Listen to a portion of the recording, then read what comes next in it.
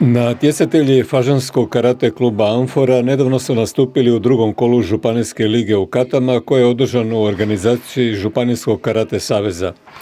Mladi karatisti Amfore postigli su veoma dobre rezultate i u ukupnom poretku zauzeli drugo mjesto u županiji, osvojivši 3 zlatne, 2 srebrne i 3 brončane medalje. Naša TV ekipa posjetila ih je na treningu. Petar Radošević osvojio je zlatnu medalju u kadetima i u kategoriji juniora. Prije natjecanja prije oba 2 kola sam imao samo 2 treninga jer sam bio bolestan i onda nisam stigao toliko puno doći na treninge, ali stigao sam se pripremiti dobro. Inače bolje napravim na natjecanju ako me nema neko vrijeme, ako sam bolestan. Ne znam zašto, ali tako uvijek bude. 9-godišnji Viktor Lančo u svojoj kategoriji osvojio zlatnu i srebrnu medalju. Na početku je bilo teško, onda su došli teški protivniki jer kad sam sad mali, onda su slablji protivnici onako, a sad dolaze teža konkurencija i teže je. Si ih uspio svladati, da? Da, ponekad jer je teška konkurencija i treba se puno vježbati za to. Viktor već ima 22 osvojene medalje i 3 pehara.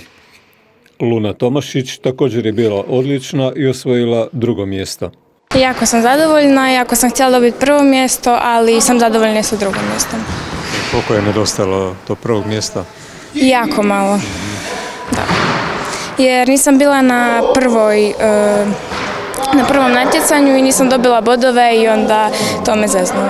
Evo i ostalih rezultata članova Amfore.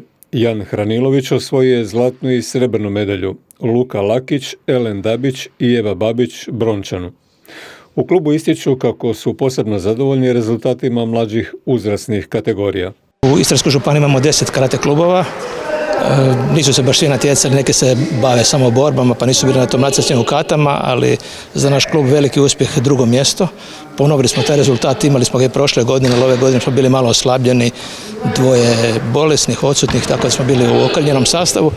Svejedno smo uspjeli osvojiti drugo mjesto, stvarno smo za samo 1 bod osvojili drugo mjesto, s tim veći uspjeh i veće zadovoljstvo.